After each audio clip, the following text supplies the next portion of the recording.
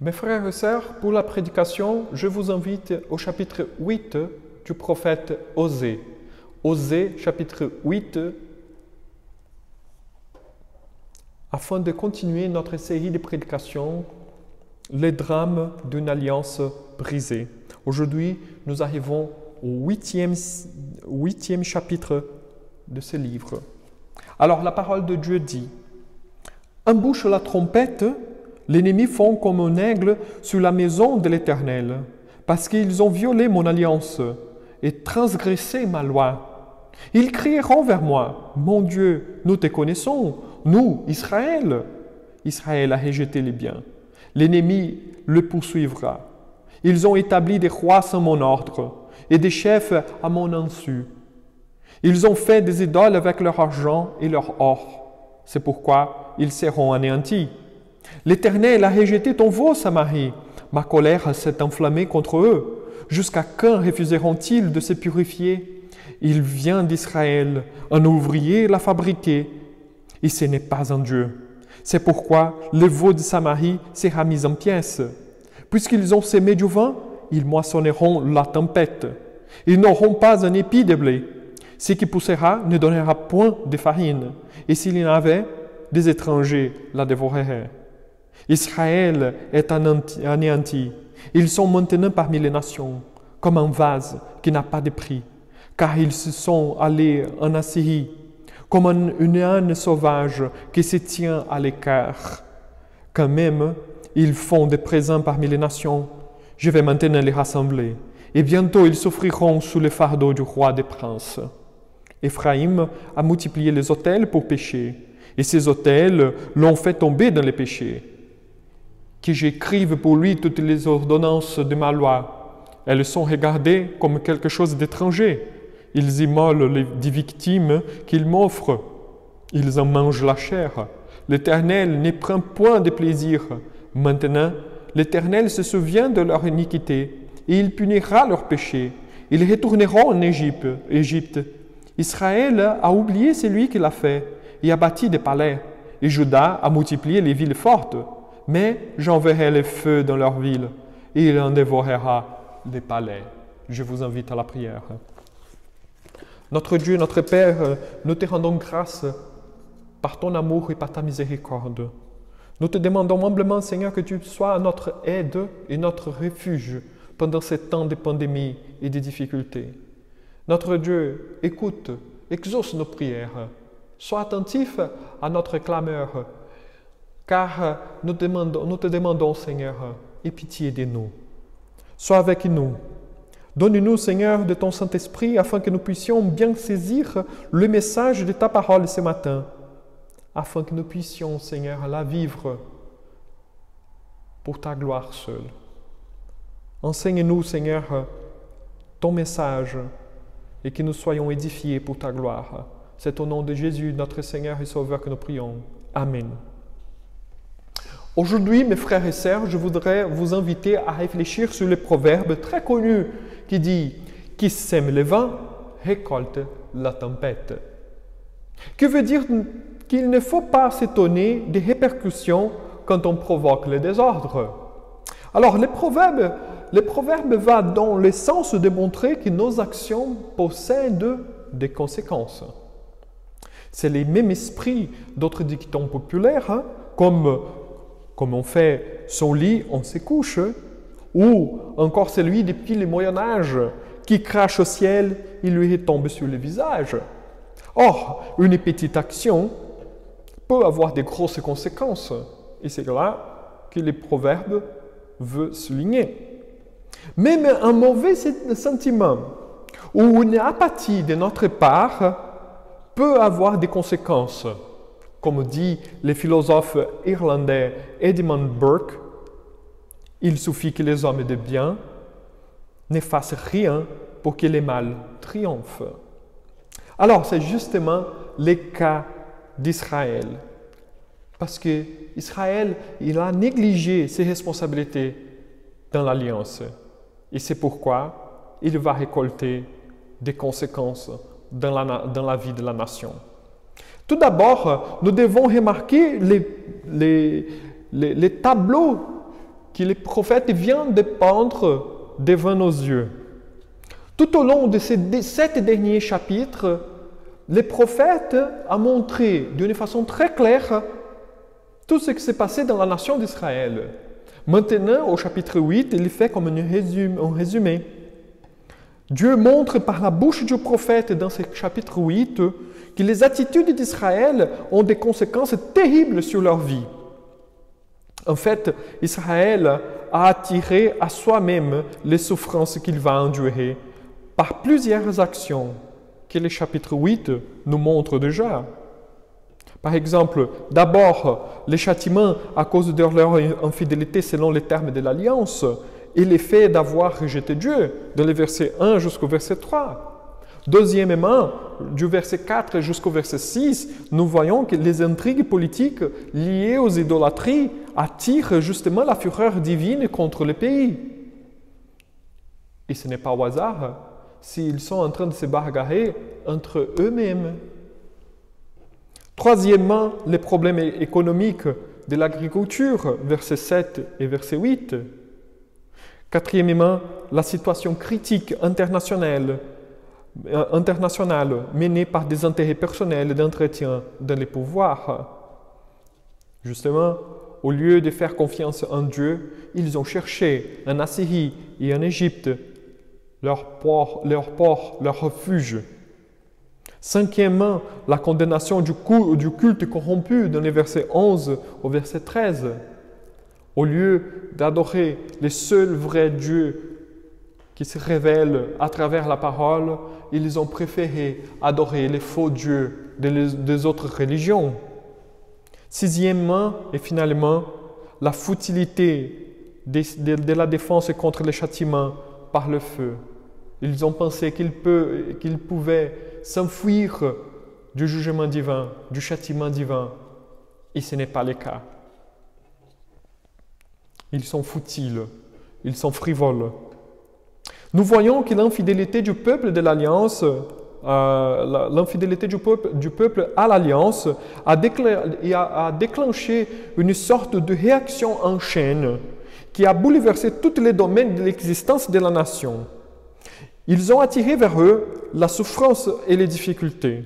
Les actions ont des conséquences, mes frères et sœurs. Qui sème le vent récolte la tempête. Et maintenant, à ce moment de l'histoire, Israël commence à voir, à comprendre que la Syrie n'est pas un ami. En effet, les pays assyriens n'est pas un pays partenaire, mais une vraie menace à la nation d'Israël.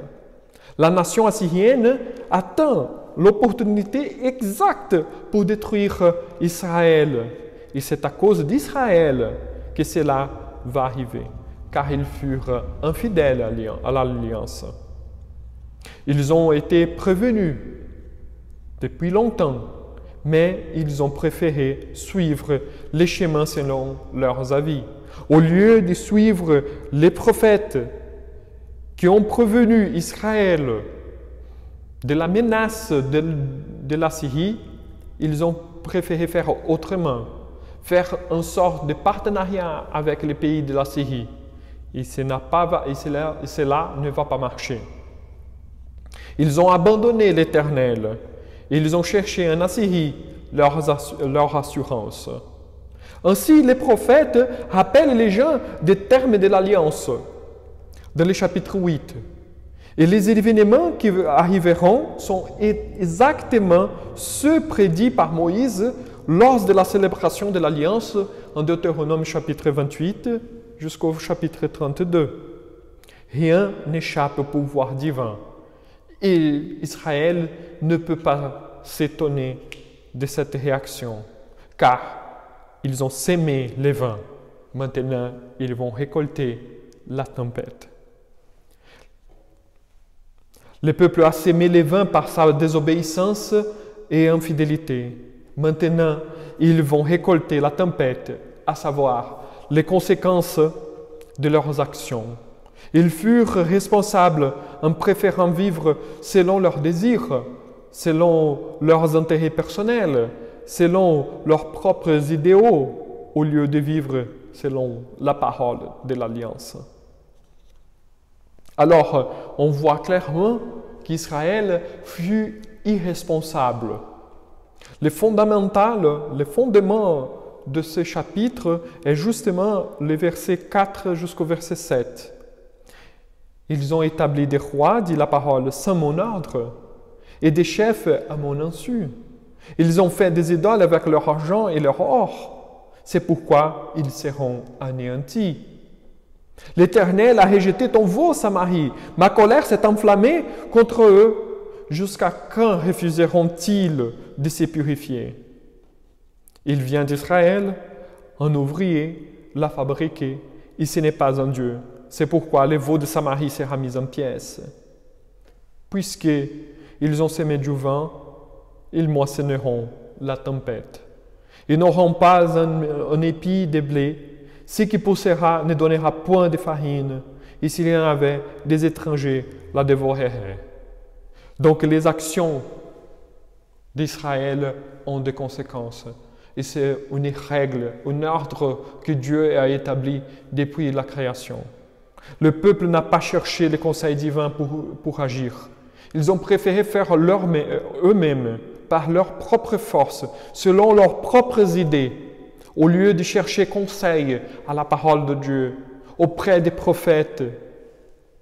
Ils furent irresponsables et maintenant ils seront responsabilisés pour ces actions. Là est le grand problème d'Israël. Il va en captivité, il va subir la captivité, justement parce qu'ils sont irresponsables.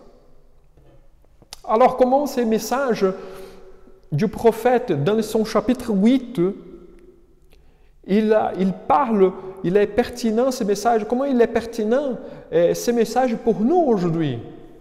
Alors, là, je vous invite à cheminer, à marcher vers le Nouveau Testament avec ces messages que nos actions ont des conséquences, que les actions d'Israël ont eu des conséquences dans leur vie en tant que nation. Dans l'Évangile, nous trouvons les mêmes raisonnements du prophète, exactement les mêmes.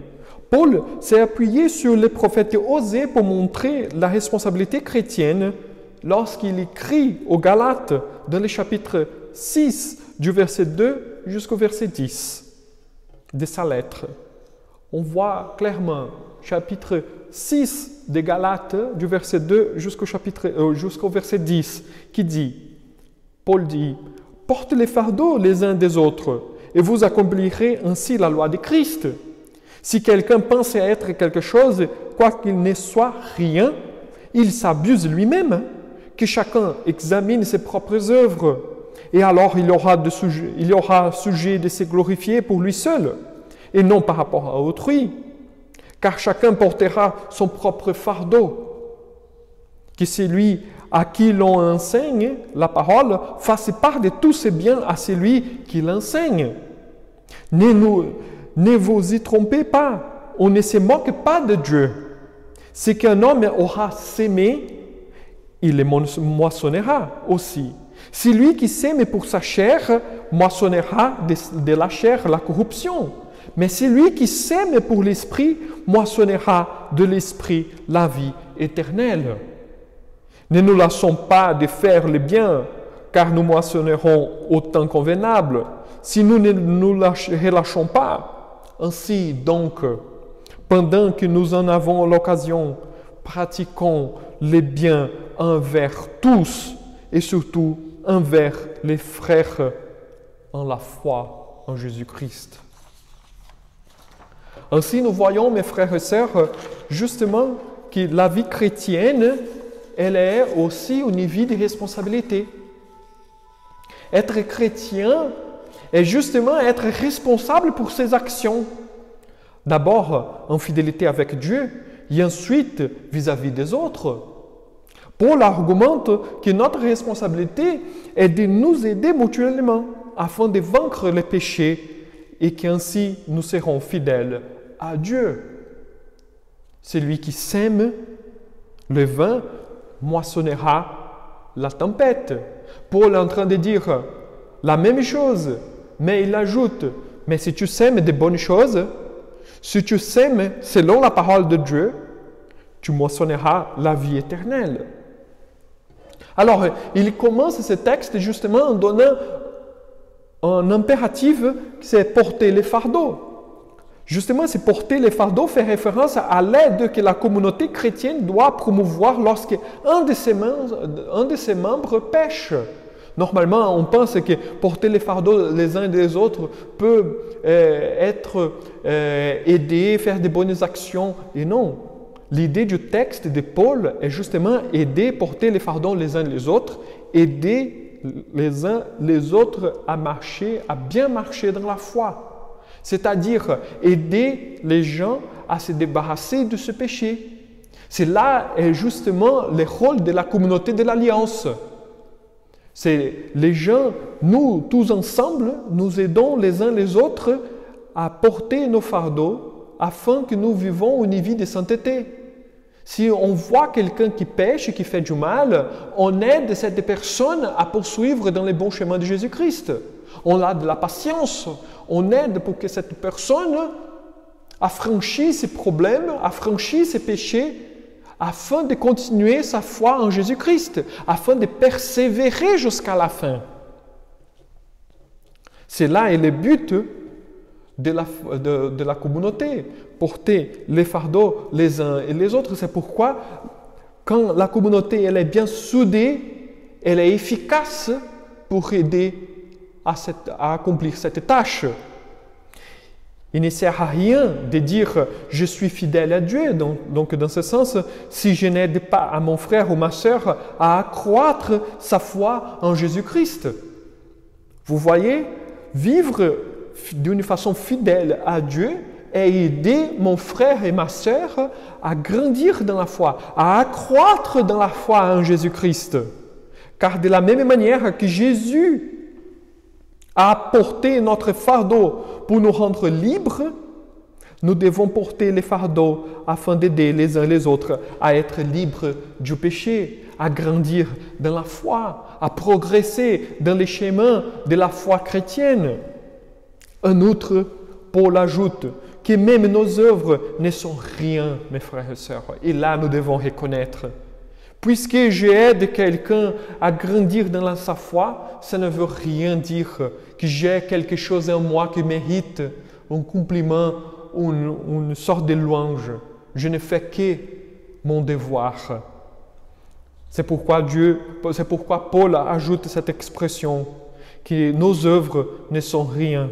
Et ainsi, nous ne devons pas nous vanter de nos actions. Au contraire, rester toujours humble dans notre condition de serviteur, car la parole de Dieu, l'Évangile, il est venu nous appeler à être des serviteurs de Dieu. Être chrétien implique, mes frères et sœurs, une abnégation. Une abnégation, un renoncement personnel qu'Israël n'avait pas envie de faire. Ils voulaient garder leur confort, voulaient garder leur système, ils voulaient garder leurs propres idées selon leurs propres intérêts personnels. Mais l'Évangile nous appelle à laisser nos projets à côté, à laisser à côté notre propre volonté, à laisser à côté toutes nos choses personnelles afin de vivre l'Évangile de Christ. Être chrétien est une abnégation, un renoncement personnel. Paul nous encourage à reconnaître que nous ne sommes rien. Selon lui, un chrétien qui pense être quelque chose remplit sa tête d'illusions, de fantaisies. C'est pourquoi les chrétiens n'est rien. Nous ne devons pas porter de fausses images de nous-mêmes en pensant que nous sommes de grandes choses. On doit faire mourir notre chair, à faire tuer notre chair. C'est pourquoi je vous donne dès maintenant un exercice à faire. Essayez de vivre dans notre vie quotidienne, mes frères et sœurs, sans employer les mots « je » ou « moi ». Normalement, nous avons la tendance, nous avons l'habitude de dire « Ah, je pense comme ça, je fais comme ça, je ne suis pas d'accord, je suis d'accord, moi. » Tout est autour de nous. Tout est autour du moi. Essayez, mes frères et sœurs, essayez de vivre sans les jeux, sans les moi. Faites mourir la chair. Que nous vivons vers l'autrui d'abord. Vers Dieu d'abord et vers notre prochain. Parce que si nous pensons que nous avons quelque chose, nous sommes dans une illusion. Nous vivons dans une fantaisie. Paul continue dans son raisonnement que c'est à chacun de s'examiner, que chacun examine ses propres œuvres, comme il emploie l'expression dans le texte. Car la responsabilité, mes frères, est personnelle. Et tout un chacun doit faire attention à ses propres actions et ne pas se mesurer par rapport à autrui. Et là, c'est une grande leçon que l'Évangile nous apporte et que les prophètes osés nous apportent aussi. Nous devons prendre soin de notre vie. Nous devons faire attention à nos actions, à la manière comment nous pensons, à porter nos fardeaux tout d'abord. Et ne pas regarder dans la vie d'autrui et faire une comparaison. Ah, pour lui, la vie est plus facile, pour moi, je n'ai que des épreuves. Ah, je n'ai que des difficultés dans ma vie, mais il semble que telle personne ou telle autre personne ont une belle vie, une bonne vie. Ce n'est pas pour faire cela, on ne sait pas. On ne peut pas comparer notre vie personnelle avec la vie des autres personnes. Parce que c'est à chacun de nous de porter notre fardeau. C'est à chacun de nous prendre la responsabilité de notre vie et l'amener, il la fait avancer pour la gloire de Dieu. Chaque personne est responsable de ses actions pour sa propre vie. Et nous ne devons pas demander des autres personnes plus qu'elles ne peuvent l'offrir. Parce que nous avons cette tendance de projeter nos attentes sur les gens et attendre des choses merveilleuses, des choses grandes d'autres personnes. Mais on ne sait pas si les personnes peuvent nous offrir quelque chose qui va satisfaire nos attentes. Nous ne devons pas projeter sur les autres personnes nos attentes, mes frères et sœurs.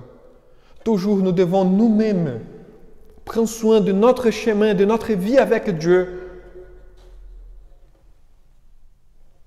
C'est chacun de s'examiner, c'est chacun de vivre.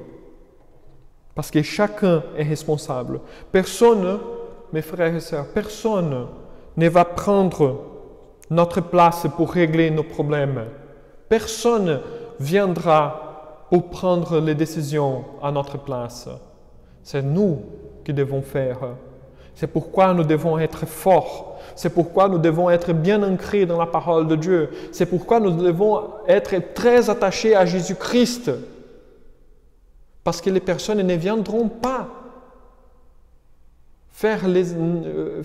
prendre les décisions à notre place.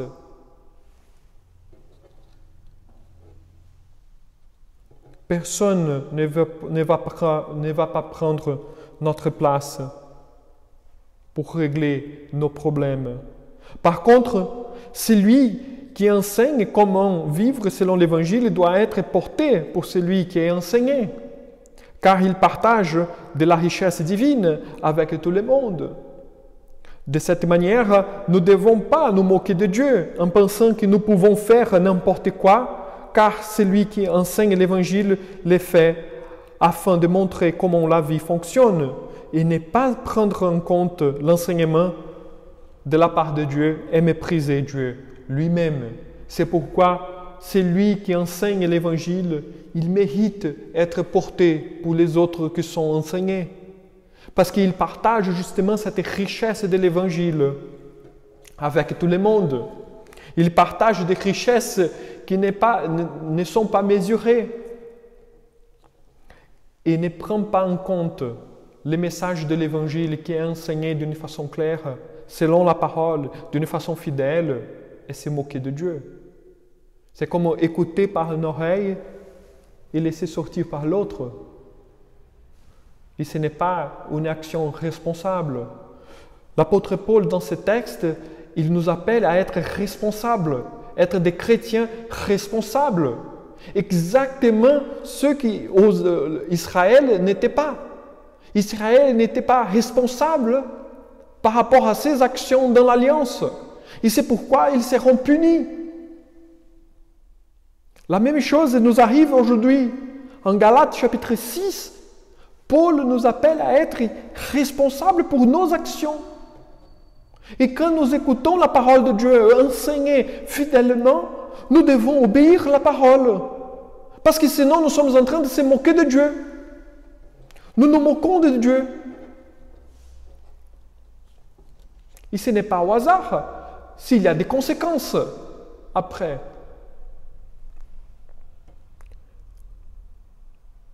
Nous ne devons pas nous moquer de Dieu, mais prends soin de notre vie avec Dieu. Portez les fardeaux les uns et des autres, afin que nous puissions vivre d'une façon persévérante pour la gloire de Dieu. Mes frères et sœurs, je vous rappelle une chose, il y a des règles qui sont inexorables, comme celle-ci que l'apôtre Paul et les prophètes Osée ont employée. Celui qui sème pour sa chair moissonnera de la chair la corruption. Mais celui qui sème pour l'esprit moissonnera de l'esprit la vie éternelle.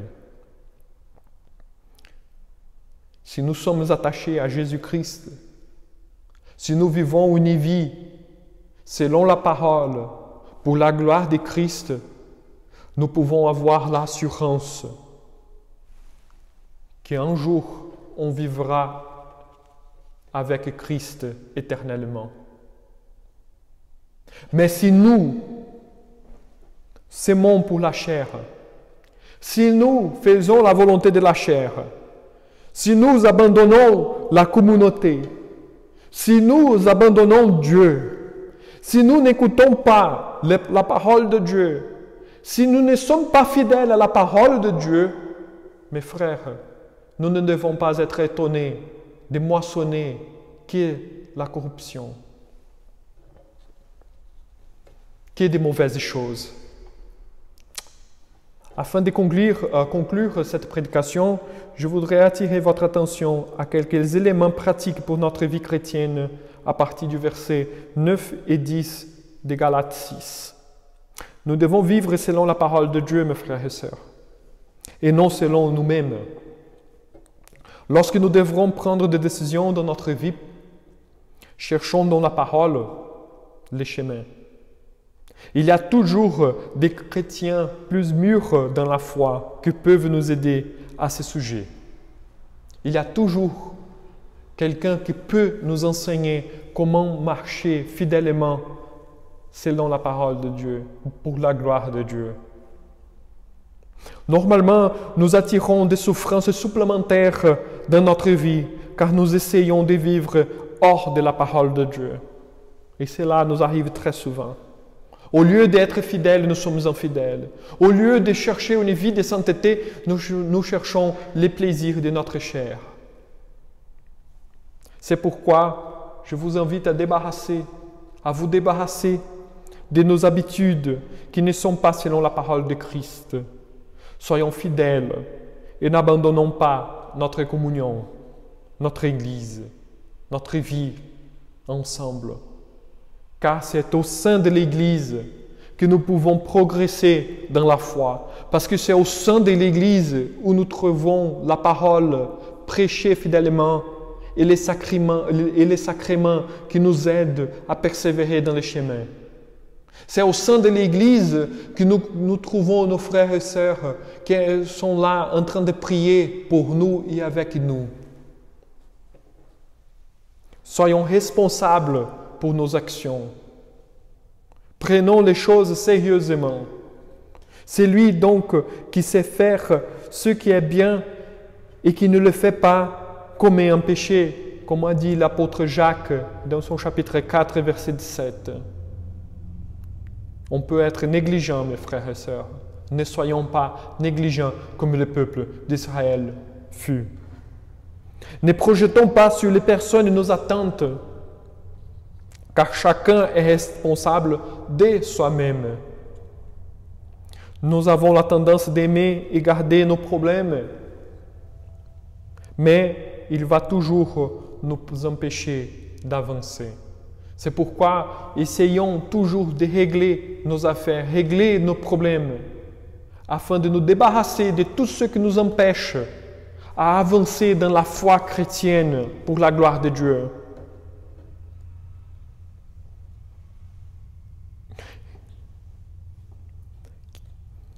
Réglons nos affaires, mes frères et sœurs, et marchons vers Christ, qui sème le vin, récolte la tempête.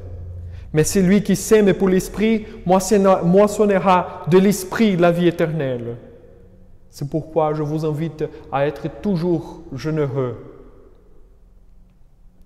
à être toujours fidèle, à chercher toujours Dieu, à être avec Dieu toujours. Parce que le reste, le Seigneur va pourvoir. Amen. Je vous invite à la prière. Notre Dieu, notre Père, nous te rendons grâce, car tu es là pour nous aider. Et tu nous donnes, Seigneur, notre Dieu, ta parole ce matin afin de comprendre que nos actions dans ce monde, elles ont des conséquences. Et nous te demandons humblement que tu puisses avoir pitié de nous, pardonner nos actions, Seigneur, qui ne sont pas conformes à ta parole, et aide-nous, Seigneur, à poursuivre dans ton chemin pour ta gloire. Fortifie-nous, Seigneur, éclaire nos yeux pour que nous voyions, Seigneur, clairement nos péchés, nos faiblesses qu'il faut régler, Seigneur, pour avancer en Jésus-Christ. Sois avec nous, Seigneur.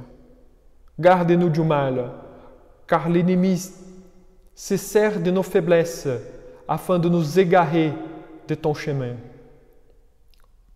C'est au nom de ton Fils bien-aimé Jésus-Christ que nous prions. Amen.